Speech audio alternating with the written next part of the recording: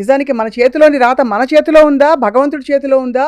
మనం నిజంగా కొన్ని పరిహారాలు చేస్తే మన జాతకం మారుతుందా? మన విధి మారుతుందా?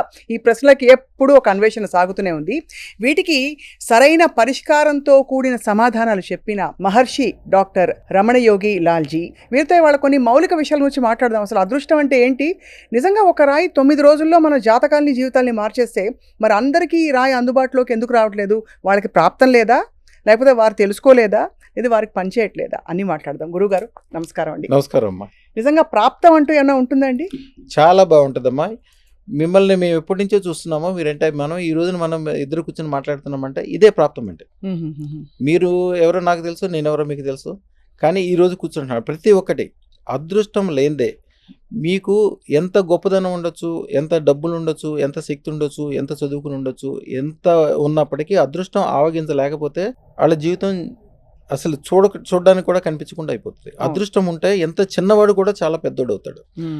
అద్దెంట్లో ఉండి నెలకి అద్దెలు కట్టలేక చాలా ఇబ్బంది పడేవాళ్ళు నా దగ్గరకు వచ్చిన వాళ్ళు, లేకపోతే చనిపోదామని వచ్చిన వాళ్ళు అదృష్టతను పెట్టుకున్నాక కొన్ని రోజుల తర్వాత తిరిగి వచ్చి కారు మేడ వ్యవహారం అన్నీ భార్య పిల్లలతోటి బంధువుల్ని తీసుకొచ్చి అందరినీ మేము ఇంత బాగా పెట్టడానికి మీరే కారణం అని చెప్పి మీరు నా వీడియోస్లో కూడా చూడొచ్చు. మా అదృష్ట ఛానల్ ఒకసారి ఓపెన్ చేసి చూస్తే కనిపిస్తుంది.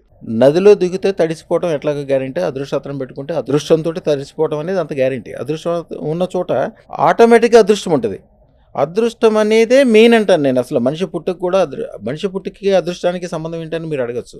ఒక భార్యాభర్తలు కలిసినప్పుడు కొన్ని కోట్ల జీవశక్తులు అంటే స్పెరం అంటారు కదా, కొన్ని కోట్లు దాంట్లోంచి ఒకే ఒక స్పెరము మనిషిగా మారుతుంది. అవును, ఆల్రెడీ మీరు ఎంతో అదృష్టవంతులైతేనే మీరు మనిషిగా పుట్టారు. మీ మనిషిగా పుట్టిన తర్వాత మీకున్న చాలామందికి వాళ్ళ శక్తులు మొత్తము, వాళ్ళ అదృష్టం మొత్తం అక్కడే ఖర్చు అయిపోతుంది. తర్వాత మీరు బిల్డ్ చేసుకోవాలి. బిల్డ్ చేసుకోవడానికి అదృష్టరత్నం అనేది ఒక అద్భుతమైన విషయం. ఇంకా చాలా విషయాలు ఉన్నాయి. పూజ, యజ్ఞము, ఇప్పుడు కొన్ని వందల సంవత్సరాలు యజ్ఞం చేసుకుంటారు, హోమాలు చేస్తారు, గుళ్ళు కట్టిస్తారు, గోపురాలు కట్టిస్తారు. ఇవన్నీ నెమ్మదిగా మీకు కాకపోతే మీ తర్వాత తరాలుగా పనికొస్తాయి.